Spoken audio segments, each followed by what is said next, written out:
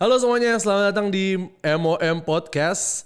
MOM Podcast adalah hasil kolaborasi Minutes of Manager dengan Naisu and the Nice Club. Woo! Nice. Gue Fanbul, Head of Marketing dari sebuah startup dan juga inisiator dari Minutes of Manager. Podcast ini gue bakal ngajak banyak teman-teman gue, anak-anak marketing, kreatif ataupun brand, ataupun anak-anak bisnis dan bidang-bidang yang saling berkaitan ya. Buat ngomongin soal lika-liku kehidupan di kantor kayak gimana dan juga hopefully jadi manfaat dan juga tambahan ilmu buat teman-teman yang nonton gitu. Kita tayang setiap hari yang gue nggak tahu setiap hari apa. Semoga nanti udah mulai bisa rutin hari apanya. Cuman ya tonton selagi masih ada. Semoga bermanfaat insya Allah. Oke, kali ini gue kedatangan dua teman gue. Tapi kali ini kita udah bisa bertiga loh. Gila, tepuk tangan dong buat tim Naisu. Wow. Kemarin berdua doang, sekarang udah bisa bertiga. Jadi gue kedatangan dua teman gue. Yang pertama ada Angga. Dia sebenarnya bukan teman marketing gue sih. Lu lebih ke teman kampus gue, zaman-zaman ambisius dulu. Aktivis sosial dulu dia. Nanti kita cerita lah tentang bikin banyak NGO nih orang. Ada satu lagi, ini orang sebenarnya temennya temen gue. Jadi gue ketemu dia selalu setiap pas lagi nonton konser. Iya, konser ketemu mulu ya. Setiap konser ketemu lu. Sondre ya? Sondre, Sinkro. Pokoknya lihat lagi mabuk lah, sama gue juga lagi mabuk. Iya, lu juga mabuk. Pasti mabuk air putih teman-teman. Oke. Apa kabar teman-teman semuanya? Baik. Puasa baik. Aus ya? Tapi kita di sini udah menyediakan air putih kok. Jadi kalau tiba-tiba kayak hilaf gitu ya, bisa boleh ya. Tapi di sini siapa yang puasa? Nggak ada yang puasa, teman-teman. So, lumayan kering. Bapak silakan kalau mau diminum. Mau coba minum dulu mungkin. Nanti aja lah ya. Nanti aja. Gampang lah. Okay. Aman. Oke. Thank you banget udah datang nih ke MOM Podcast, kolaborasi antara Minutes of Manager bersama Naisu dan The Nice Club. Nice. Bisa kalau misalnya lagi ngomong Naisu and The Nice Club, mereka teriak nice. Nice. Oke. Ntar kita bantuin juga kali ya. Nice. Oke, Ci. Jadi mungkin sebelum ini lu pada kenalan dulu, mungkin dari lu dulu deh. Boleh nggak lu kenalan? Terus sekarang kesibukan lu sebagai apa? Halo, gue Angga. Saat ini jadi co-foundernya MySkill. Sebenarnya awalnya kerja di bidang marketing udah sekitar 7 tahun. Terakhir di mana lo? Di Bibit. Terakhir di Bibit. Sebelumnya? Di Zenius. I see. Oke. Sekarang nggak tahu masih ada tuh kayak. Wah. Masih. Oke. Masih. Gak perlu gue sensor kan part itu? Gak perlu. Oke. Masih ada. Setahu gue Zenius. Semoga bisa terus berkembang lagi. Sarjo kan di Sarjo. Hah? Di Sarjo kan Zenius ada. Iya benar. Ada. Logonya masih ada di gedung itu? Udah nggak ada tapi. Logonya yang udah nggak ada di gedung itu. Oke. Lagi di chat katanya, chat ulang. Gitu. Oke, gue pengen nanggepin tapi takut. Oke, masih ada soal company-nya. Lo dari mana cuy? Gue Rizky. Nah sekarang gue jadi Head of Community and Affiliate di salah satu perusahaan IT ya. Ya namanya Jubilio sih. Jubilio. Gue Itu siapanya Fabilio? Gak ada hubungannya sebenarnya ya. Karena banyak banget yang nanya, Jubilio itu apa Fabilio sih? Malah kadang-kadang ketukar. Dari Fabilio ya mas? Bukan mas, Jubilio mas. Iya. So Fabilio udah nggak ada. Udah nggak ada kebetulan. Nah, co-founder gue bekas orang Fabilio. Iya. Tapi salah di Jubilio. Di Jubilio. Oh, yang bekas-bekas Fabilio pada bikin Jubilio gitu? Oh enggak. Enggak. Bukan. Wah kalau itu enggak sih kayaknya. Enggak ya. Enggak. Oke. Deg-degan ya. Lu day to day di kantor, lu sekarang jadi bos day to day di kantor ngapain sekarang? 2 hal, meeting sama kerja aja sih. Ngerjain kerjaan biasa day to day. Apa sih kerjaan lu sekarang? Kalau dulu kan lu bikin marketing campaign, sekarang lu Satu. CEO ngapain lu? CEO ngapain sih CEO? Pertama meeting sama tim, kayak tiap divisi gue suka blusukan satu-satu. Blusukan. Oke. Terus? Yang kedua meeting sama mungkin partner baru atau calon investor baru gitu-gitu. Briefing. Kerja lu nyuruh sama nongkrong. Nyuruh sama nongkrong. Kerja lu nyuruh sama nongkrong. Sama nongkrong. Nggak jauh-jauh. Iya, nggak bisa relate gua. Sebagai masih pegawai kita nggak bisa relate ya. Iya, susah tuh. Kalau lu apa? Blusukan tiba-tiba tuh. Iya. Blusukan. Joko. Masuk got. Ya day to day gue sama sih meeting. Soalnya kalau nggak meeting kayak nggak kerja aja. CEO kan jadi juga sih sebenarnya. Enggak, sama ngerjain tim gue kan. Iya benar juga sih. Iya, ngerjain tolong dong ini. Sama meeting sama partner juga nggak? Meeting apa partner? Sama kayak gue bos. Iya juga sih. Tapi lu anxiety nggak kalau nggak ada meeting seharian? Anxiety gue di saat nggak kerja nih kayaknya nih. Apalagi Google Kalendernya kebaca. Iya, Google Calendar gue kan di saat Calendar kosong gitu kayak. Kok lu nggak kerja sih gitu kan? Gue kayak nggak kerja ya. Lu kan bisa ngerjain yang lain nggak harus meeting kan? Iya sebenarnya sih gue tetap kerja, gue kayak bikin deck, bikin proposal segala macem yang nantinya anak gue harus ujungnya finishingnya di mereka. Ya brief semua dari gue tetap. Ya bikin brief lah. Interesting. Oke, enggak. Lo kan aktivis sosial nih dulunya. Lo dulu manajer musik. Ya bisa dibilang gue lumayan lama di industri musik lah ya. Kejebak sekarang di marketing. Kejebak di, ya. Kalau lo aktivis sosial dulunya. Gue kenal Angga tuh dulu itu lo bikin Boyolali Bergerak. Sebelumnya lo juga bikin apa ya? Ada beberapa proyek sosial yang lo bikin gitu. Jadi justru gue kenal sama nih anak. Gue nggak tahu ini anak punya background marketing ataupun bakal ke marketing. Jadi yang kita tahu dulu nih, ini orang adalah anak muda yang sosial banget, gitu, beasiswa banget. Terus anak muda yang begitu, SJW juga, ambis ala-ala gitu. Ambis ala-ala. Padahal kan pencitraan doang. Oh pencitraan ya? Kayaknya. Iya. Terus tiba-tiba lu ke marketing. Nah lu berdua nih kalau misalnya di marketing itu kejebak atau emang lu aspirasi lu kerja di situ sih? Siapa dulu? Enggak lah. Gue dulu. Kayaknya aspirasi karena gini, jadi kan gue kuliah desain. Kuliah desain dan biasanya desain itu kalau di kampus-kampus waktu zaman di kuliah tuh jadi sering kali jadi dianggap jadi babu. Jadi kayak kegiatan panitia acara udah bikin apa? Bikin desain dong. Bikin posternya dong. Jadi cuma gitu doang sering kali. Dianggapnya cuma kayak ya udah kita butuh brosur bikinin, butuh logo bikinin. Terus sementara gue ngerasa kadang tuh FOMO, seru ya bisa mikirin kegiatannya, seru ya bisa mikirin kira-kira bisa kerja sama siapa atau bisa fundraising macam-macam. Kemudian itu terjadi ketika gue punya komunitas, bareng ikut komunitas. Jadi di Bandung gue ikut salah satu komunitas yang senior gue di situ itu kerja di agensi. Komunitas sosial juga, kerja di agensi. Habis itu gue penasaran sama dia. Ngapain aja sih di agensi? Kebetulan dia di agensi marketing. Gue belajar dari dia langsung soal dia bikin campaign macam-macam. Gue jadi tertarik. Gue merasa, gue yang awalnya di belakang meja megang Adobe gitu ya, gue ternyata bisa di depan meja dan kayak mikirin itu semua gitu. Ibaratnya nggak cuma. Lu kuliah lu desain ya? Gue desain di kafe. Jadi ngerasa banyak hal yang bisa gue kerjain instead of cuma di brief doang, kebayang nggak? I see. Itu akhirnya gue penasaran, kemudian mulai memikirkan pekerjaan gue, kayaknya gue pengen coba di marketing deh gitu kan. Rasain kayak sebenarnya terinspirasi dari senior gue tadi di komunitas juga gitu. Kemudian gue belajar pelan-pelan, banyak otodidaknya gitu ya. Kemudian syukurnya nyemplung di kerjaan pertama sebagai brand strategist. Gitu. Ngapain tuh? Brand strategist itu waktu itu banyak kita banyak bikin campaign, kita banyak partnership juga macam-macam. Jadi bisa bilang lu emang aspirasi lu ke situ ya? Iya, karena sering ngerasa sebagai anak desain tuh cuma nerima brief aja gitu. Iya benar. Lu pengen lebih kayak ke bagian stratnya juga. Iya. Gitu. Pengen kenapa sih kok bisa disuruh kayak gini gitu? Reason dibalik kemarin gue sempat bahas juga nih di podcast ya. Jadi kayak banyak juga sebenarnya anak-anak enggak berantem gitu. Kayak gue anjing. Anak desain ataupun anak produksi gitu banyak yang juga anak kreatif ya. Banyak kan sebenarnya juga gue tuh butuh tahu bisnis gitu. Karena dia ngerjain sesuatu kan untuk benar. Sesuatu apa nih impact yang gue kasih gitu. Karena idean campaign itu outputnya mungkin video, outputnya mungkin posternya gitu, kreatifnya lah. Tapi lu masih ngedesain? Sekarang sih enggak sih, cuma sebagai hobi aja sekarang. Oke. Desain di sosial media MySkill bukan yang desain? Bukan.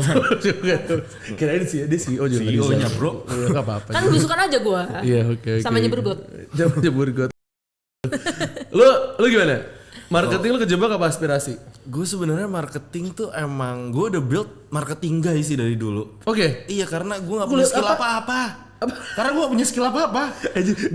Lu agak mirip gitu. Gue cuma bisa ngobrol sama ide-ide untuk activation segala macem dari SMP bro. Teman-teman gue tuh pada lu kerja marketing dari SMP? Ya maksudnya gue dari SMP. Lu di Jubelio dari SMP? Enggak, manajer band segala macem. Oke. Maksudnya ngepensi nggak? Pensi dulu. Gue dulu anak SMP bikin acara gigs yang gue dateng orang-orang tua. Oh gitu. Gue anak kecil ngundang band-band zaman dulu yang kayak Sweetest Revenge, PW Gaskin, tapi gue kayak lu SMP tuh? Gue anak kecil. Masih adik-adik ya? Masih adik-adik. SMP lu di mana sih? 109 Ozone, Oh, Jakarta. Ozone, Jadi oke. dulu zaman-zamannya gigs tuh Deja Vu, Marotti, Rossi segala Ini, macam. lu yang bikin tuh? Iya. Nah gue startingnya dari situ. Upstairs juga. Ya upstairs gue nonton. Oke, nonton. Gue lebih Oke. yang kayak metal-metalan emo gitu lah, sama pang-pangan lah. Oke. Nah habis gitu tuh, nah ini karena gue kejebak sih enggak ya, karena gue nggak ada skill lain. Dan teman-teman gue tuh banyak yang di kreatif, yang jago production, tapi mereka nggak bisa masarinnya. Akhirnya ya datang ke gue, ya gue bantuin. Kayak ibaratnya di band juga, ya teman-teman gue bisa ngeband, jago main musik segala macem, tapi nggak bisa nyalurinnya. Ya balik lagi, ya gue yang nyari acaranya. Ya udah ntar lu main nih di band sini, ntar lu main di gigs sini segala macam. Iya. Jadi kayak balik lagi. Iya. Tapi mirip sih. Maksudnya gue dulu tuh mungkin intermezzo dikit dulu tuh di Jogja. Gue juga kan fokusnya banyak di NGO. Makanya gue tahu kenal si Angga juga nih waktu itu di acara ya Nutrifood yang kayak ketemu di situ. Nah, habis itu gue kan kayak mikir kayak, kayak gue bisa lama-lama di NGO deh. Nggak ada seru gitu ya ngasih impact dan semacamnya. Tapi kayak ilmu apa yang bisa gue pelajarin gitu. Gue pengen ada ilmu hard skill yang bisa gue pelajarin gitu. Dan berhubung gue gak punya spesifik skill apapun, yang bisa dikerjain waktu itu gue kayak ya udah jadi admin sosmed cuy. Dulu gue admin sosmed ini jalan-jalan men. Jalan-jalan. Malesbanget.com yang kayak jalan-jalan men. Vacation dahulu. Anjay. Jebra sama Naya. Iya. Dari situ. Dari situ akhirnya. Gue juga karena gue baliknya nggak punya hard skill. Ya nggak punya hard skill ya. Mau nggak mau akhirnya. Iya, Mau nggak mau. Kuliah gue juga. Kuliah lu HI. Hubungan internasional. Agak nggak nyambung ya? Nggak nyambung. Tapi dulu gue di Malang juga sempet gue.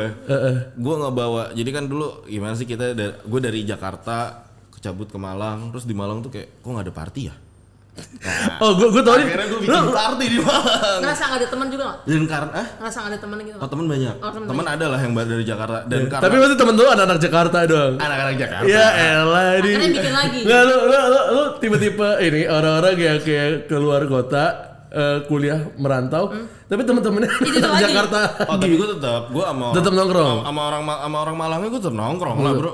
Terus kayak ya ini sih balik lagi karena gue punya tadi yang networking kan di industri musik ini segala macem. Ya udah gue panggilin orang dari Jakarta buat main di Malang.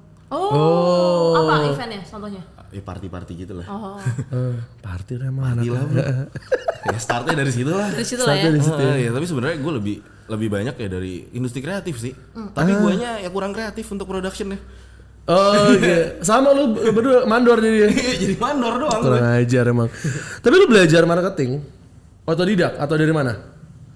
Otodidak sih sama organik aja. Gimana awalnya? Ya awalnya karena Apalagi bidang lu lumayan unik. ini ya untuk sekarang ya di Jubilee SaaS, System as a Service. Habis itu community juga gitu. Community. Dari ya. mana akhirnya belajarnya? Sebenarnya sih organik dan otodidak karena gue mau nggak mau harus belajar. Gue kecemplung juga di situ sebenarnya. Lu baca bukunya Philip Kotler tuh, Philip Kotler ya di salah satu halaman 2 halaman. Ya. Terus gue cari kutipan-kutipannya. terus gue kayak beli Dari quote-quote-nya. beli apa di salah satu platform gitulah yang platform apa course tapi yang one way. Oh, my skill. Belum ada tahun itu. Nah, ada lah. Terus gue kayak gue tontonin videonya tapi nggak ada yang sampai habis. Ujung-ujungnya nggak ada sertifikatnya sama aja. Udemy ya? Iya sorry. Kok lo sebut? Gak apa-apa. Kompetitor bukan? Bukan, oke. Gak apa-apa lah. Jadi lu otodidak akhirnya? Lebih ke otodidak ya sama karena ya udah day to day gue emang harus dijalanin kayak gitu dari dulu. Oke. Lu?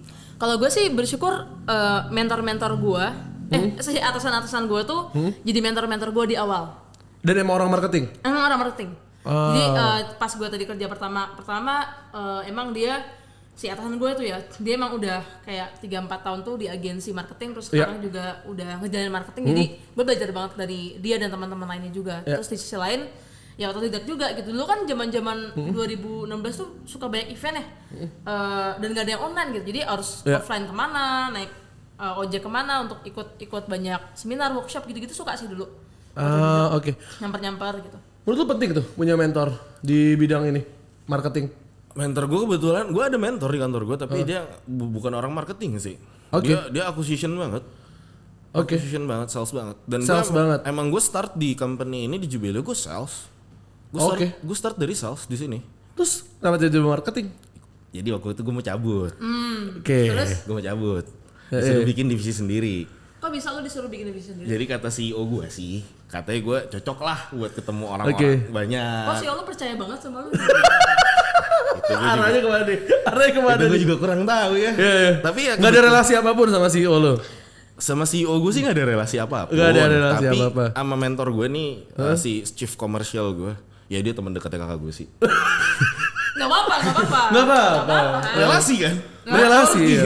Kalau kadang tuh emang kalau nggak punya uang, nggak punya talent, kadang punya relasi penting relasi ya. penting. Bener-bener. Ya, kadang-kadang luck, enggak deh, skill sama relasi menang relasi. Bener. Nah itu Rafathar tiba-tiba kaya gara-gara relasi sama bapaknya. Emang anak ya bos? Gimana bukan sih? relasi Emang dong. anak ya, bukan relasi, bukan relasi yang kita maksud di sini network gitu ya. Rafathar kan nggak brojol, abis itu beda networking sama Raffi Ahmad, sama Nagita Slavina, enggak. Nggak perlu tuh pakai. Emang anaknya. Nggak perlu pakai pendekatan lain. Tahu deh. Gimana CEO lo tuh? CEO. Tapi lu waktu itu karena lu mau cabut, akhirnya lu dipindahin marketing bikin divisi sendiri sekarang jadi head gitu. Iya. Atau lu sebenarnya waktu itu nggak pengen cabut, lu cuma gertak doang. Pengen cabut. Pengen cabut. So tips buat teman-teman semua.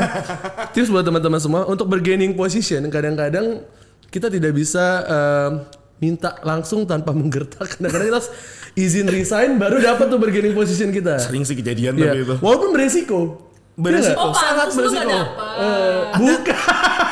Bukan. Lu nggak dapet. Hati-hati blowback ya. Kan nggak lucu. Iya, tiba-tiba kayak ya saya mau resign nih, mau pindah company. Oh, ya udah Maksudnya, gitu ya. tiba-tiba kayak, Silakan. iya nggak apa-apa silakan. Lu curhat ya, Bu?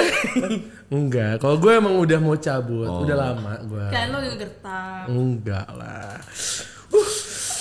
Tapi panas. Tapi gue di kantor sini juga betah banget. Betul banget loh. Betah banget. 5 Berapa tahun, lama? Bro. 5 tahun. 5 tahun.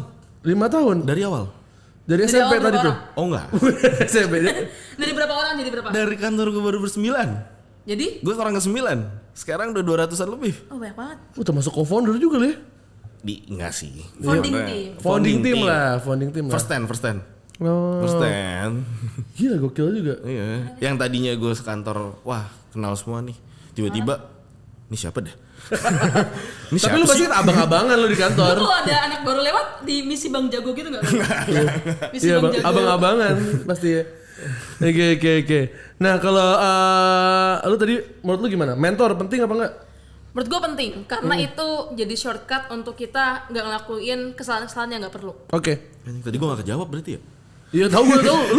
Gue nggak tahu lu ngomongnya apaan, tiba-tiba kemana-mana. Tapi penting apa nggak menurut lu? Penting ya? Penting, walaupun nggak di hard skillnya, soft skillnya kita ambil lah tetap. Iya. Karena emang kalau menurut gue juga ya, apalagi bidang marketing itu kan dinamis banget ya. Iya. Pasti. Tiap company beda-beda. Bener. Kadang-kadang lu tuh butuh teman untuk jadi devil's advocate lu gitu. Butuh orang yang akhirnya ngasih nasihat lu, nampar lu juga. Makanya kayak menurut gue punya mentor bidangnya apapun ya, terutama marketing, karena dinamikanya itu menurut gue penting sih. Pasti. Biar nggak ketinggalan banget. Iya, biar nggak so jago juga. Oh iya, biar nggak sotoy. Biar nggak sotoy menurut gue. Sotoy itu paling bahaya menurut gue di kantor. Udah merasa jago gitu ya? Udah merasa Udah jago. lu pindah. Gue Enggak, lu mendingan diem deh enggak. Dia kalau ngasih pertanyaan agak berpotensi jurang aja, gue takut banget. Mentang-mentang. Bibir puasa enggak? Enggak sih. Silakan diminum. Mentang-mentang dia CEO tapi nih. Iya. Kita kan pegawai ya. Iya, kita kan pegawai. Kalau dia main di jurang enggak apa-apa dah. Dia main di jurang. Belusukan doang gua. Gue bilangin investor lu tuh. Lalu tanya dulu, gue sambil baca. Tanya Bibir, lu ngobrol kayak apa kayak. Gimana sih nih?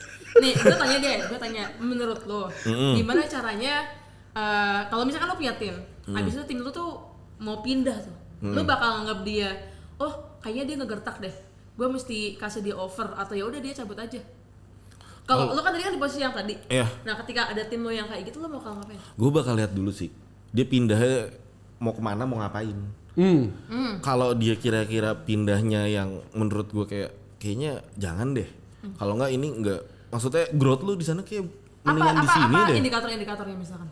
Ya jujur aja nih, curhat dikit kali Ya, ya. nggak apa-apa lah. Kemarin Boleh. Banyak juga nggak apa-apa. anak gue habis diambil sama divisi sebelah gue. Oh gitu. Iya.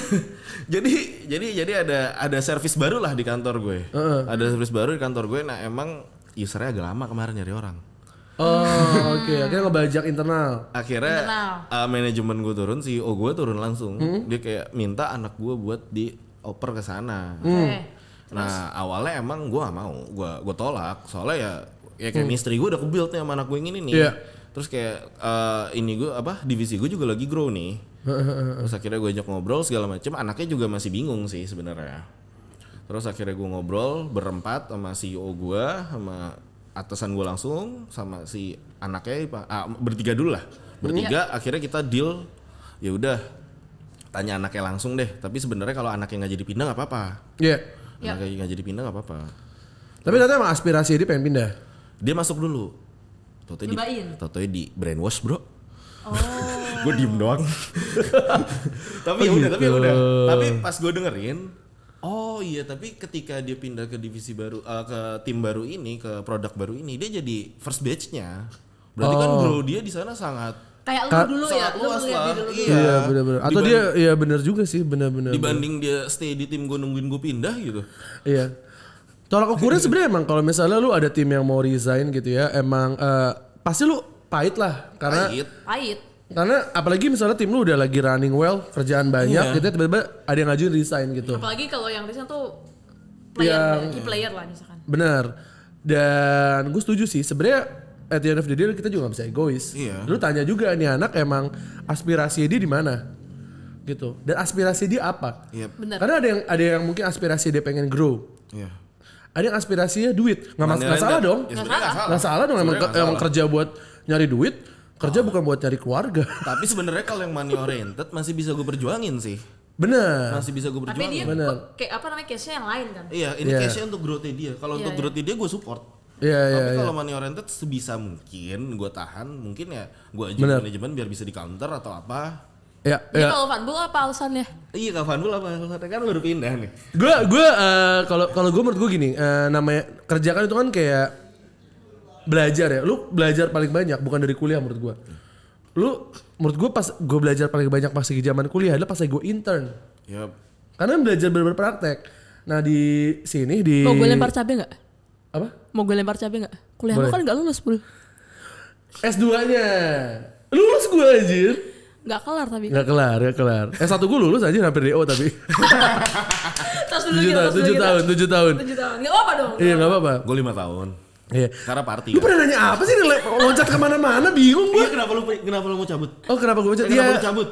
Karena itu kok lu butuh grow di tempat lain gitu. Oh, Maksudnya di situ lu nggak bisa grow. bisa. Enggak. Tapi lu bisa lama. diam dulu, bisa dimatiin gak sih nih mic-nya? Bisa, cuma karena gue udah 3,5 tahun di situ ya cari tempat lain untuk gue bisa belajar industri lain gitu. Sekarang gue ngurusinnya ayam bro, ke kandang-kandang. Dimakan ayam ya kemarin ya? Iya, gue ngasih makan ayam. Ngasih makan, bikin konten yang dulunya gue bikin konten di studio gitu ya.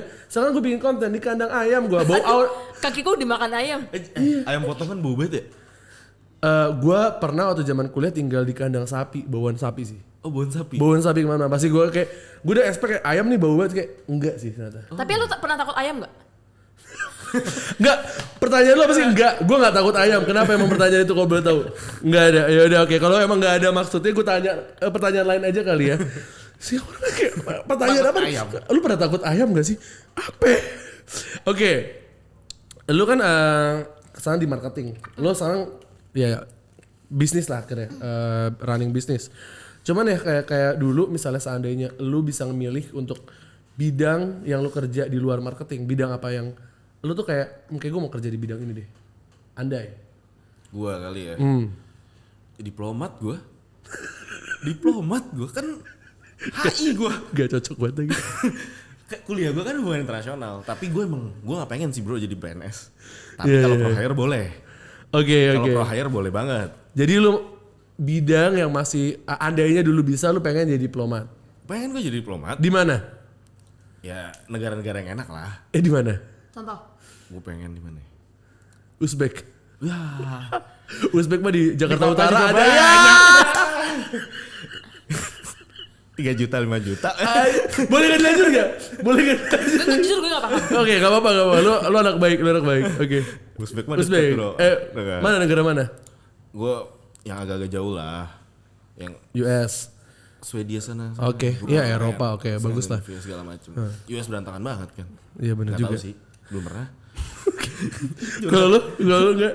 Ini jawaban boleh ngayal atau boleh milih? Boleh ngayal. Kalau ngayal, kalau misalkan gue dari keluarga yang sangat-sangat kaya banget, gue mungkin gak bakal kerja, gue bakal kuliah terus. Karena gue suka kuliah. Oh gitu. Jadi gue mungkin bakal S1, S2, S3 berkali-kali aja. Berbagai negara pindah-pindah. Karena gue suka kuliah dasarnya. Gue suka banget. Gue suka banget ruang kelas tuh suka. Tapi kalau boleh milih, kalau bisa restart, yang mana? Kan bisa jadi dosen kalau misalnya lu suka ruang kelas. Gajinya kecil. Kan kaya bilangnya.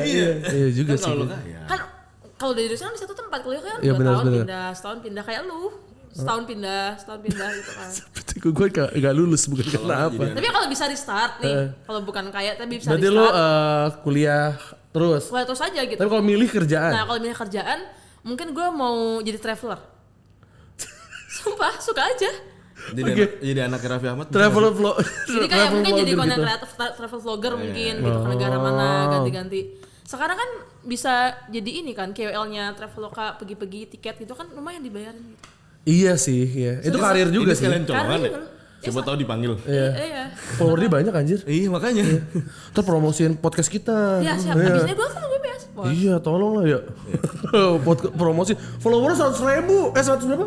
Gak tau lupa gue. 150.000. Yang minimal yang nonton podcast kita nih kebangetan ya. Ini follower lu ya. Ini menentukan follower lu asli apa kagak. Podcast kita tayang minimal 15.000 views lah, 10% dari followers lu. Kalau kagak mah kebangetan berarti follower dia palsu. Beli followers ya? Iya, 10% lah. Followers gue 1%-nya doang lagi. Kasian banget. Berapa lu? 1000-an. 1.000 lagi. 1000 lagi. Iya lah 1.000. Ya, ntar post tag gue ya. Iya. Ntar kita tes. Iya. Followersnya bener apa enggak? Iya, naik apa enggak follower lu ya? Iya benar. Kok jadi bebannya di gua? Iya, follower lu paling banyak di sini. Oke. Nah, kalau tadi kan bidangnya, tapi nggak sebagai marketer nih, ada nggak sih perusahaan yang lu masih penasaran pengen kerja di sana? Ada. Apa? Duolingo. Kenapa ya? Duolingo tuh secara produk gue suka. Secara produk gue suka. Secara culture katanya bagus karena rata-rata karyawan di sana tuh 5-8 tahun kerjanya. Jadi stay itu. Lama juga 5-8 Jadi tahun. pada betah-betah. Kayak Jubelio. Betah-betah di 8 Bagus dan lu berencana sampai 8 global. tahun? Berencana sampai 8 tahun? Kalau di BUMN gue udah berapa ya? Udah naik jauh gue. Iya. Dan ya tadi produknya kan global. Jadi ya bisa banyak yang pakai lah. Lu emang passionate di edukasi ya? Passionate banget. Iya. Tadi lu bilang kan kuliah lu pengen kuliah terus. Kuliah terus. Sekarang bidang yang lu bikin my skill which is education. Dan lu NGO-nya juga edukasi. NGO lu Boyolali Bergerak juga edukasi. Dan lu kalau misalnya mau kerja masih mau kerja adalah di Duolingo edukasi. Kenapa Nyet? Masa lalu lah, backstory. Oh, coba dong ceritain dong. Panjang Sambil minum. Enggak lah, intinya sempat mengalami hidup-hidup yang tidak enak dan merasakan edukasi itu penting bagi semua orang, gitulah. Kenapa? Apa yang membuat edukasi penting bagi semua orang? Karena gue merasa ketika kayak gue sendiri deh gitu. Karena gue sendiri akhirnya bisa dapat kuliah yang bagus mengantarkan kepada pekerjaan yang bagus. Akhirnya bisa nyekolahin adik gue, bisa bantuin orang tua gue, gitu-gitulah, simpel. Jadi satu impact bisa dampaknya bisa macam-macam, domino. Iya, benar. Jadi dengan edukasi itu ngebuat efek domino buat banyak orang ya. Menarik sih karena intermezzo dikit, gue tuh dulu drop out 3 kali gue zaman SMP sama SMA. Kalau nakal? Hobi lu ya? Nggak harus nakal untuk drop out lah. Nakal lah ya. Bukan lu dulu nakal. Ya, boleh nggak gue lanjut cerita gue? Makanya tahu Uzbek di kota ya? Iya. Lucu banget Dua sampai 3 kali gue, 3 kali drop out gue. Oke. Jadi tiap institusi lu drop outin tuh ya? Mungkin kita cut dulu kali ya. SMP sekali. Kita cut dulu kali ya. Ya udah gitu lah. Pokoknya menarik edukasi. Mungkin kalau lu gimana? Gue karena sekarang gue pengen yang aman-aman aja sih sekarang. Kayak di MNC gitu. Yang kayak bukan MNC, perusahaan MNC Group ya. Multinational company ya. Gua kira lu pengen jadi di FTV gitu loh. Iya, gue kayak di sinetron gitu. Ya enggak apa-apa sih. Kenapa dia mau kerja sama Heri Tanu gitu? Gue pengen yang aman-aman aja sih sekarang. MNC lo. Iya, multinational company gitu lah. Yang udah jelas gitu maksudnya. Yang udah stabil yang gitu. Yang stabil nanti misalkan gue punya keluarga gue juga dijamin segala macam. Udah mau siap-siap nikah lo ya? Nggak tahu ya. Kenapa buka lo begitu? Oke. Pendidikan anak lo ditanggung kan tuh. Bener. Oke, lo kan masih punya hobi di bidang lo musik gitu ya. Lo juga sebenarnya masih selain startup lo sekarang lo rintis juga bidang edtech, tapi kan lebih banyak fokus di profesional lah, gitu kan, fresh grade dan professionals gitu. Gimana caranya lo maintain your true self tuh, hobi lo dan juga passion lo mungkin di hal yang bisa jadi align ataupun gak align sama company. Oke. Lo gimana Bir? Ini kebetulan banget ya. Gue kan dapet gue kan kerja sebagai community nih ya. Iya. Nah gue malah di situ bisa nyalurin hobi gue juga sekalian. Oh gitu. Karena kan gue juga ketemu orang banyak, gue ketemu banyak macem-macem komunitas, macem-macem orang. Di situ pendekatan gue jarang banget gue pakai pendekatan kantor segala macem ya. Gue lebih ke personal lah. Lo ajak party. Ya kalau enggak juga tapi ajak minum kadang-kadang kali ya. Iya, oke. Maksudnya ngobrolin apa yang common interest kita. I see. Jadi, Oke. Ya malah ketika lo mendekati orang dengan pendekatan personal itu lebih gampang gak sih masuknya? Iya. Dibanding lo ujuk-ujuk datang ke suatu komunitas. Jualan gitu. Kantor gue pengen ini dong, Cipin. Ini. I see. Iya Oke. kan? Jadi maksudnya ya lebih enak. Terus kalau untuk jalanin hobi ya, hobi gue masih gue jalanin kok. Masih waktu luang juga masih. Bisa dibilang align jadi ya sebenarnya apa yang lo kerjain sama hobi lo sedikit banyak align lah. Ya align lah. Iya. Secara nggak langsung tuh align. Jadi lo emang lo community person di kantor dan di luar kantor. Ya kayak sekarang kan gue juga maksudnya Nge-DJ. Ya nge-DJ ya itu ditodong ya. Soalnya gue sebenarnya gue nge-DJ itu ya as a hobi aja. Maksudnya karena gue bisa, gue juga bukan yang DJ komersil yang kayak gue main di klub atau enggak. Gue maksudnya kalau emang teman gue punya acara private atau apa dan dia budgetnya tipis atau nggak ada budget bahkan terus butuh ada entertainer, ya udah boleh. Iya. Silahkan. Ini fun fact ya. Jadi si Bibir nih daftar kemarin Minutes Meetup 2. Terus pas gue lihat namanya kata si Zaki, ini si Bibir, dia bisa nge-DJ. Oh ya udah, dia bayar 100.000 buat datang ke acara kita. Tapi dia juga main nge-DJ bawa alat sendiri. Jadi bayar. Dia udah bukan lagi dia dibayar nge-DJ, dia bayar. Terima kasih ya Bir ya. Iya sama-sama. Nah tapi maksudnya ya gitu aja. Benar. Santai karena ya hobi gue juga sih. Maksudnya dengerin sesimpel dengerin lagu enak aja, maksudnya itu kan kayak ketika gue jadi DJ berarti gue ngeplay lagu-lagu yang gue suka dong. Ya. Nah jadi kayak ya itu menurut gue ya win-win solution lah. Ya, oke. Lu sendiri gimana? Gue biasanya hobi itu buat cari inspirasi. Misalkan gue suka baca One Piece. Atau gue suka main Tamiya, gue suka main kartu Yugi misalkan. Itu menurut gue satu refreshment biar nggak ngurusin kerjaan doang, tapi kadang-kadang jadi ideas baru untuk gue misalkan ngebangun tim atau manage company gue sekarang gitu. Kayak misalkan kemarin Q2 kita, awal Q2 tuh gue presentasi nunjukin beberapa plot-plot adegan di One Piece gitu. Lihat di Luffy tuh punya pemikiran kayak gini misalkan. Oh ini yang coba gue ajarin atau ajak teman-teman bareng-bareng ke sana misalkan gitu-gitu. Jadi inspirasi lu bukan buku-buku untuk itu juga tapi banyak One Piece lah. One Piece. Real. Nakama lu ya? Nakama. Pegawai Goto lu. Untung One Piece ya. Kalau Shinchan bisa enggak tuh? Bisa nggak lo kalau misalnya lu suka banget sama Shinchan? Inspirasi lu Shinchan. Lu dari kecil lu suka banget sama Shinchan, lu terinspirasi sama Shinchan banget. Terus lu bawa inspirasi Shinchan ke kantor lu, bisa nggak menurut lu? Bisa. Tetap bisa ya? Bisa, kayaknya bisa. Kayaknya bisa ya? Kayaknya mungkin ya. Oke. Gue mau ngomongin soal struggle kita sebagai marketer. Gue anggap tetap marketer lah. Walaupun lu CEO tapi jiwa lu marketing banget. Lu konten yang lu sering bikin juga masih banyak konten soal marketing juga gitu. Soalnya yang ngedrive marketingnya Maisel ya masih gue sebenarnya. Oh gitu, oke. Lu sebenarnya juga CEO dan CMO lah. Iya. Oke. Nah, lu sebagai edtech yang provide knowledge soal marketing. Menurut lu masih ada gak sih gap knowledge di bidang marketing di Indonesia nih? Gap knowledge gitu. Di luar hal yang emang lu provide. Oh banyak banget.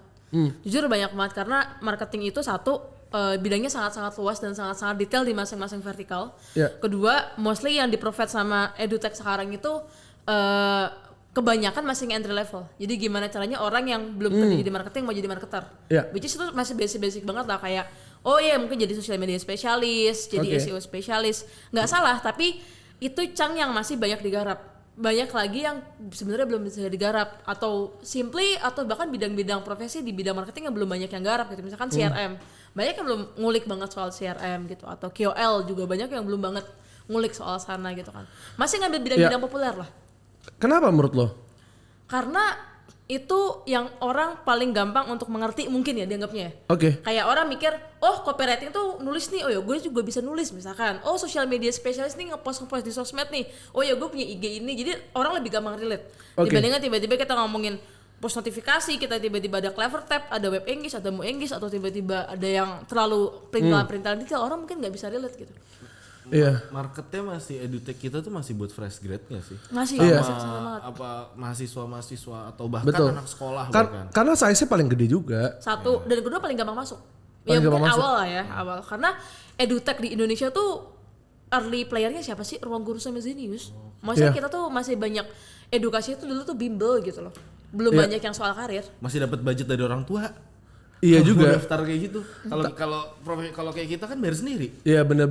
Tapi menarik ya karena mungkin kalau misalnya lu pada tahu Reforge gitu ya. Iya, yang di US. Reforge itu kan juga sebenarnya edtech juga lah bisa dibilang, tapi fokusnya ke profesional gitu, yang lebih senior gitu. Dan jujur tarik banget. Mahal banget bos, 29 juta. Nah kan. 29 dan juta. Dan biasanya udah bagi-bagi aja. Bagi-bagi akses. Bagi-bagi akses gitu. Cuman kan ada yang live juga kan, jadi lu nggak bisa bareng-bareng gitu. Jadi menurut gue emang di Indonesia gapnya yang masih dibutuh tuh itu sih. Jadi knowledge dan community of practice untuk bidang-bidang yang lebih senior gitu. Benar. Makanya kita bareng-bareng merintis minutes of manager. Karena sebenarnya poinnya adalah community of practice itu sih. Ya nggak sih, kayak lu ketemu sama orang yang sama-sama dari bidang yang sama, lu sama-sama nggak tahu next step-nya apa. Ya. Gitu ya, lu kulik bareng-bareng ya, kita nggak tahu jawabannya juga, nggak ada guidebooknya. Nggak ada. Lu misalnya, nah pertanyaan nextnya buat lo, apa tuh? Community marketing gitu. Wah. Guidebooknya dari mana bos? Benchmarking dari mana lo ilmunya? Itu benchmarknya emang itu tricky banget sih. Community marketing tuh tricky banget. Soalnya kayak kita tahu nih, maksudnya community kalau diartiin, maksudnya kalau seharusnya community itu kan sekumpulan orang with same interest, dan itu kan bukan nggak ada maksud komersialnya sama sekali ya. Betul. Sedangkan kita di sini sebagai praktisi dari perusahaan atau company, kita berusaha monetize dari suatu community. Iya.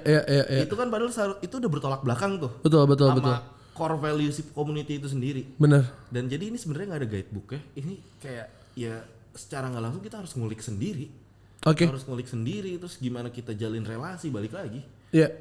Walaupun sebenarnya setahun 2 tahun ke belakang udah mulai ada kayak CMX Hub itu dia bikin kayak community canvas, ada beberapa buku juga yang keluar yang ngebahas soal framework di community. Tapi again as a framework gitu, prakteknya mungkin akan berbeda karena itu buku juga yang bikin orang US gitu. Dan maksudnya ini kan gue sering terjun ke community kita juga kan ya. Apalagi community let's say karena ini yang relate sama kantor gue, community jualan online. Di sini kualitasnya sangat berbeda loh. Ada community gratis dan sekarang tuh ada community berbayar. Jadi orang mau masuk suatu community itu ya berbayar. Itu kualitasnya sangat beda. Ketika lu masuk ke community yang gratis, gue masuk lagi ke grup ya. Isinya orang sharing-sharing jualan doang. Jadi beneran kayak dia nge-share link tokonya, terus kayak yang nge-share promo-promo atau dia mungkin Shopee affiliate atau apa. Tapi ketika lu masuk ke grup yang berbayar, ini memang ada value-nya sih sedikit. Jadi masih sering kayak yang sharing workshop atau bahkan community mereka yang mengadakan workshop. Ya pokoknya ada yang nge-guide lah di situ, ada mentornya lah. Jadi bedanya sih di situ. I see. Oke. Dengan segala dinamika di bidang marketing ya. Menurut lo jujur aja, capek gak sih kerja di marketing? I wish gue kerja di bidang yang lain gitu. Capek banget, gila. Capek banget, parah. Kalau dibilang berkali-kali pengen quit, mungkin itu terpikir juga sebenarnya. Dari dulu ya, nggak cuma yang sekarang. Jadi ya karena suka nggak suka kita berkaitan sama KPI, kita suka nggak suka berkaitan sama tumbuh atau nyungsepnya si perusahaan itu sendiri. Itu yang pertama. Kedua tadi nggak banyak guidebook ya sebenarnya.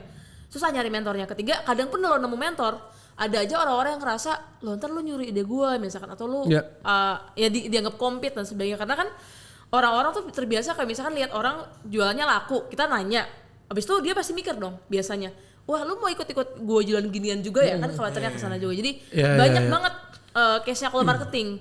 Beda sama mungkin beberapa profesi yang udah gitu-gitu aja, saklek lah, nggak yang gaya gitu tapi saklek gitu kan.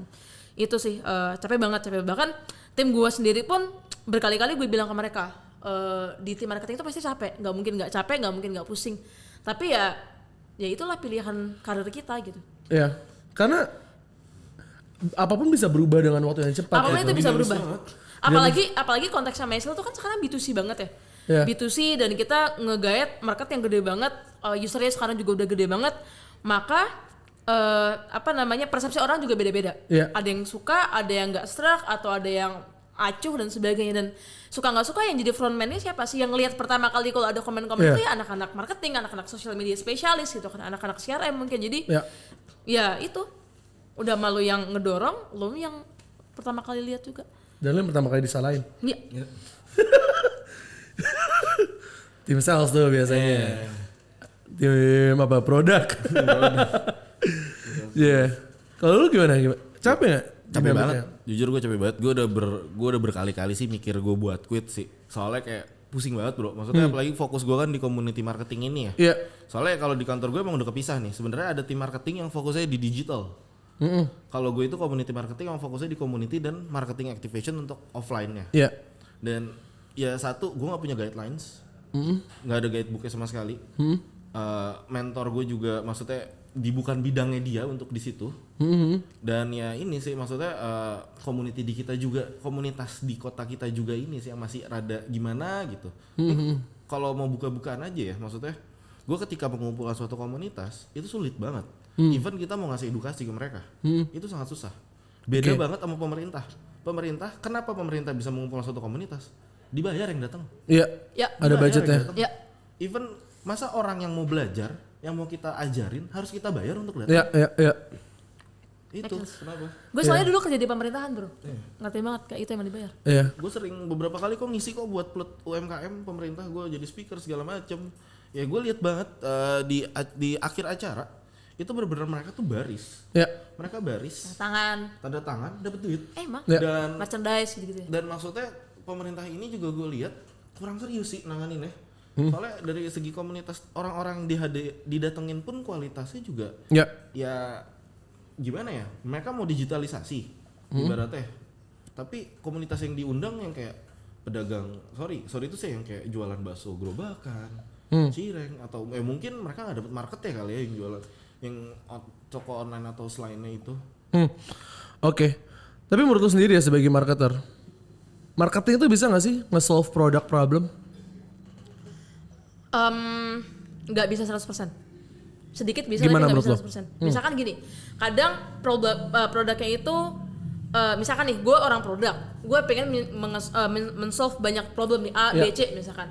Tapi karena gue pengen nge-solve banyak problem, jadinya gue sendiri juga sebenarnya pusing, nggak tahu sebenarnya siapa produk ini tuh bisa ngebantuin siapa. Nah, anak marketing bisa ngebantu nge-solve ya dengan cara, oh ya udah, gue prioritas ini dulu.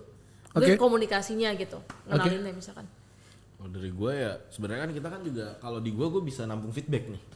Gue bisa nampung feedback dari yang community yang udah ada relasinya lah sama gue. Tapi balik lagi, decision kan di orang produk dan roadmap produk kan bukan di tangan gue. Gue cuman bisa ngasih rekomendasi doang sesuai apa yang mungkin market expect atau market mau. Itu juga nyampein feedback gitu ya? Iya, cuma nyampein feedback doang, sebatas sampai situ doang sih gue. I see. Kalau menurut gue marketing itu nggak bisa nge-solve product problem. Bisanya adalah ngebantu untuk ngetes market fit-nya.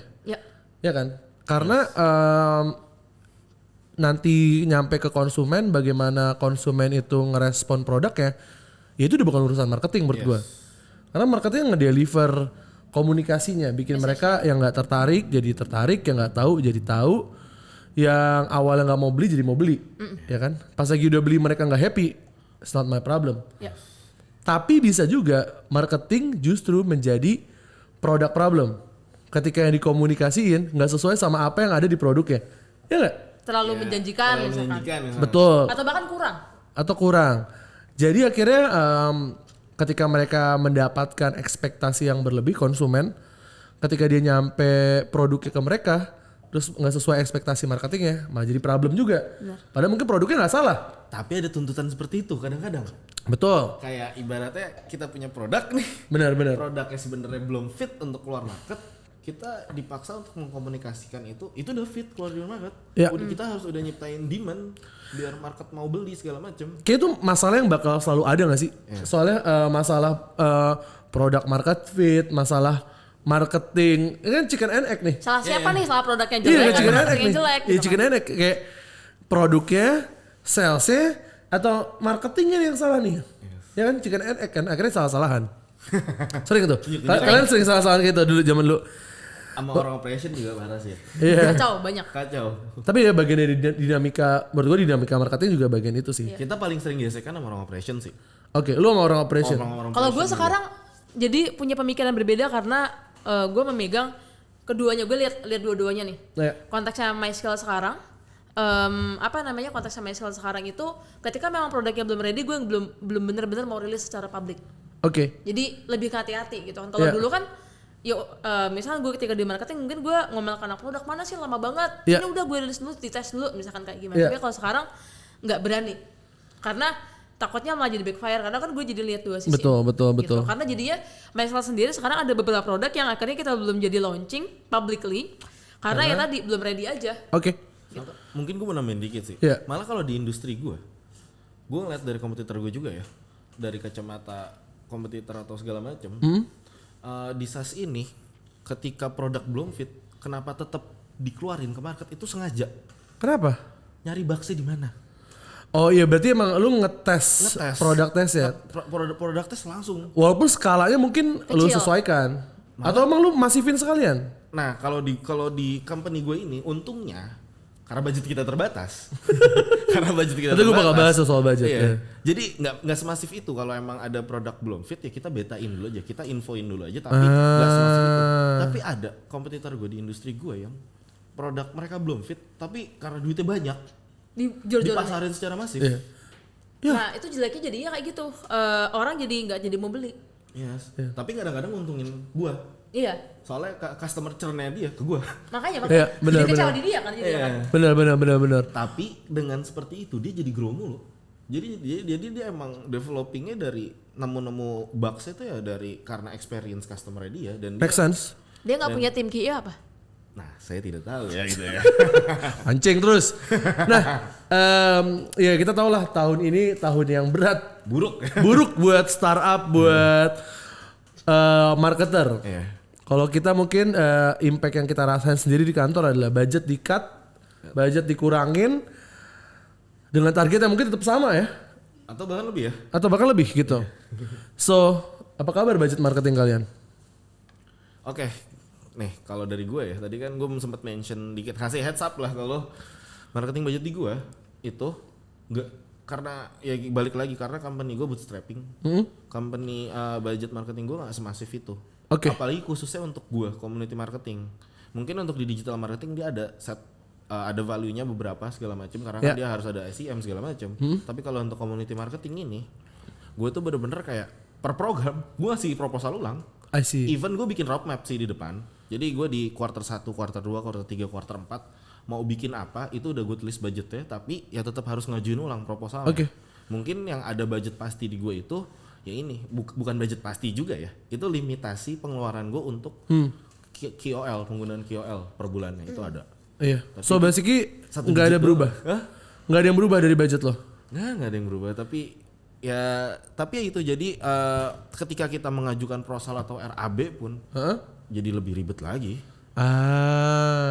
Jadi lebih panjang prosesnya dan benar-benar kayak ya udah ketika ngeluarin budget Jadi lebih kritis aja lah. jadi lebih kritis dan ya lebih bisa tembus lah. Oke. Lu yang megang budget. Maksudnya ya lu bosnya lu yang punya budgetnya gimana? Lu kurangin budget tim lu apa gimana? Dikurangin enggak? Kurang lebih semuanya sama. Sama, tapi kita jadi justru lebih aware soal pentingnya organik sama pentingnya community. Interesting. That's why Q1 kita tuh salesnya naik 7 sampai 10 kali lipat. Just because of organic and community tadi. Jadi ngerti gak sih? Jadi kayak gara-gara orang tuh banyak yang lay off atau kondisinya lagi luar gitu, kita bukan mikirin kita kurangin karena memang udah untung gitu, maksudnya secara budgetnya tuh udah nggak masalah lah gitu kan, Yeah, nggak yeah. yang terlalu gede juga, lagi Yeah. juga nggak terlalu gede ataupun juga nggak terlalu kecil, jadi oke. Tapi jadi di sisi lain kita jadi makin aware, oh kita ke depan kalau mau tumbuh terus, kan banyak yang mikir kalau mau tumbuh terus ya udah budgetnya digedein kan, ini enggak, organik lu bisa lebih kuat lagi, komoditinya bisa lebih kuat lagi, sehingga itulah yang menjadikan dampak kita Q4 ke Q1 tuh naiknya cukup pesat. Oke. Nyambung nih ya soal organik juga nih. Kalian tuh kan company-nya sama-sama grow banyak dari organic marketing. Yes. Ya. Bener? Bener. Lo dari awal bootstrapping dan juga lebih banyak channel-channel organik, even termasuk SEO juga gitu ya tadi lo bilang. Dan lo, enggak, ini unik juga. Perusahaan lo kan lo komunitas, men. Iya, komunitas. Bener, komunitas. Lu tahu sendiri kan? Iya. Jadi dari komunitas bisa ya jadi Bisa. perusahaan gitu. Misalnya Soal kayak dikompor-komporin soalnya kita. Oh, gitu. Ayo jadiin startup. Siapa yang ngomporin emang? Ada lah. Ada. Yang ini gue nggak enak, yang ini Oh, gue yang ini nggak nggak enak. Oke, ada yang ngomongin. Tadi mancing-mancing kita lu, gak dipancing ya takut lu. Ada lah, yang ini nggak enak gue. Untuk kali ini. Ada yang ngomporin, akhirnya jadi Salah startup. satunya. Namanya lumayan Ada. ya. Bahkan dia yang minta ganti nama. Katanya nama MySkill sekarang. Oh, dulunya apa? Ada komunitas beberapa. I see. Nggak jadi nginvest. Katanya dia mau nginvest awalnya. Oke. Oke. Ini sekalian nanya mau jadi invest nggak bang? Gitu. Takut. Oke. Mungkin nanti, mungkin belum sekarang. Mungkin belum sekarang. Pertanyaan gue adalah gimana caranya lo pada nge-execute that organic marketing gitu. Kalau emang itu jadi sumber growth awal kalian gitu. Ya kalau nih gue mungkin agak tarik yang tadi kayak masalah budget juga. Gue bersyukur sebenarnya, maksudnya anomali juga di tahun ini. Maksudnya gue bukan bersyukur karena budget kita nggak dikat atau apa. Karena gue dari awal nggak punya budget. Dari awal kita grow di organik, jadi kayak orang-orang budget gue diturunin, gue kayak dari dulu gue nggak punya budget. Iya. Lu kaget, lu kalau punya budget gitu ya? Oh, lu punya budget. Nah iya, kalau gue lebih kayak ya udah dari dulu kita juga organik kok. Jadi emang lu dipaksa dari dulu untuk emang berpikir organik. Iya, kita di-push untuk organik. Pokoknya ya gimana pun caranya. Bagus. Yang penting revenue-nya datang. Iya. Mau itu halal nggak halal? Halal. Salah. Nah, Kalau gitu sih. anomalinya lagi maksudnya kalau dari tim digital marketing yang gue tahu ya, SEO gue itu lebih jalan, organik lebih jalan dibanding SEM. Even SEM aja, keyword nama brand gue mahal bro. Oh gitu. Ditembak-tembakin kompetitor soalnya. Keren tuh, keren. Ditembak-tembakin kompetitor. Sustain banget tuh kalau biasanya kayak gitu SEO-nya udah lebih kuat daripada SEM. Cool. So basically emang lu dari awal dituntut untuk Dibuild organik, untuk cari organik. channel, cari cara apapun agar grow-nya dari organik. Yes, dan salah satu toolsnya ya Community. divisi gue si community ini ya dihadirin karena ya itu untuk lebih nguatin organiknya lagi. Kita emang nggak manja dikit-dikit minta budget, nggak boleh. Bukan nggak mau. Gak boleh. Kayak nggak dikasih juga sih. Gak boleh kasih juga. I see. Kalau emang dikasih budget jadi lebih serem takutnya. I see. Tanggung jawabnya jadi gede banget. I see. Ya, make sense. Lu nggak? Apa? Sama pertanyaannya, gimana akhirnya caranya atau mungkin tipsnya lu nih as a pertama komunitas tiba-tiba lu grow sebagai company, sebagai startup, salah satu startup yang paling besar juga di edtech, organik. Kalau menurut gue sih edukasi tuh agak unik dibandingkan yang lainnya, karena edukasi itu kan banyak orang mikir mending di YouTube misalkan. Iya. Gitu doang mah gampang misalkan. Jadi kita mesti mikirin gimana caranya ngedeliver sesuatu yang let's say free dulu gitu ya, free trial dulu. Tapi satu nggak boros di kita punya budget. Oke. Kedua tetap lebih quality daripada yang atau relatif quality daripada yang ada alternatif di luar sana. Oke. Itu satu. Jadi fokusnya memang kita ngebawa value apa dulu nih yang kita mau bawa, karena organik di edukasi itu memang mesti ngegedein audiensnya dulu gitu kan. Nah mereka kita kasih apa nih gitu kan. Oke. Hal itu yang kita mesti pikirin, kita mesti kasih apa dan ngasih apa ini jangan sekenanya gitu kan. Karena kalau sekenanya orang tadi mikir oh mending di YouTube, mending di ini gitu kan. Oke. Itu satu, ngebangun value-nya. Kedua, ngebangun viral effect-nya. Karena edukasi itu something yang satu, orang mungkin ada yang pengen nyombong bahwa dia produktif. Kedua, simply dia juga pengen sharing apa yang dia pelajarin, baik banget di orang. Ketiga, dia nggak mau kelihatan gabut. Segmen itu secara karakter tuh bisa beda-beda. Make sense. Nah, yang contoh tiga ini, mereka akhirnya mau nggak mau kan nyeritain nih. Bener. Ke mereka, oh gue di MySkill, gue ini di MySkill dan sebagainya. Ya udah, akhirnya jadi word of mouth juga buat audiens kita gitu. Tiba-tiba ada yang ngebahas MySkill di Quora, tiba-tiba ada yang bahas di sana, di mana-mana. Jadi kayak ya udah. Gue biasa kalau habis ngajar di MySkill tuh paling banyak yang nge-tag tuh di LinkedIn sama di Instagram gitu. Kayak emang itu di encourage ya? Enggak juga sih. Tapi emang mereka enggak yang se-hard itu harus gitu, enggak. Iya, tapi murid-murid lo akhirnya memang terbiasa untuk setiap ikut kelas mereka nge-post atau bikin konten di LinkedIn atau di Instagram. Kita nge-provide nih kalau mau bisa kayak gini formatnya atau bisa kayak gini strateginya, tapi nggak diwajibin. Oke, jadi itu salah satu viral loop lo. Salah satu viral loopnya. Interesting. Bir, lo udah berapa tahun berkarir di marketing? Jatuhnya kalau untuk di marketing ya 3 tahun. 3 tahun, 2 tahun, 3 tahun lah. Kalau berkarir in general? 5 tahun. 5 tahun. Lo ngeliat masa depan lo gimana? Lo bakal tetap berkarir atau gimana? Gue ada kemungkinan ada di satu titik yang gue pengen punya bisnis gue sendiri sih. Oh gitu, oke. Yes, jadi gue emang ya berkarir gue ini ya gue cari ilmu sebanyak mungkin, tapi ada di satu titik gue bakal punya suatu yang gue build sendiri. Kenapa? Emang lu pengen nge-build sesuatu sendiri atau emang karena cuan? Karena gue pengen nge-build sesuatu sendiri, lebih ke itu sih. Dan sesuaiin sama ya balik lagi gue pengen stay di kreatif sih sebenarnya. Oke. Jadi kan kalau sekarang gue lebih ke IT company gue, tapi gue pengen build something yang berhubungan dengan kreatif sih. Iya. Agak lain sama ini bidang-bidang lu sebelumnya. Yes. Di musik gitu ya. Ya, jadi lu pengen nge-build sesuatu sendiri di bidang kreatif. Ya, lebih ke kreatif. Interesting. Berarti udah tanda-tanda mau resign ya? Belum. Oke. Ya, belum tahu ya. Panas. Oh, jadi pertanyaannya jebakan ya? Iya. Oke. Lebih kayak gitu maksudnya kan setiap orang akan resign pada waktunya akan gitu. pada waktunya. Pertanyaannya adalah dalam waktu dekat atau enggak? So pertanyaannya, jawabannya? Kita lihat saja nanti. Lihat saja. Terima kasih Bibir untuk jawabannya. Enggak, lu udah berapa tahun akhirnya ngerintis jadi pebisnis nih sekarang? Kurang dari setahun jujur. Berkarir? Kalau full time di MySkill-nya, kalau berkarir mungkin 7 tahun. 7 tahun, oke. Lu ngelihat masa depan lo kayak gimana? Lu bakal terus bisnis? Atau lu justru pengen berkarir? Tiba-tiba kayak, gue jadi tim marketingnya MySkill aja deh. Enggak. Turun depot. Gantian ya. Dari CEO. Ngapain? Gimana?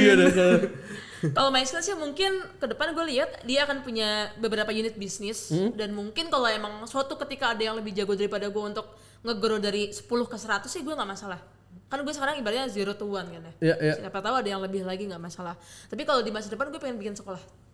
Wah, keren. Masih align dengan edukasi? Masih align. Sekolah apa? Sepak bola? Enggak dong. Sekolah penyihir. Sekolah maksudnya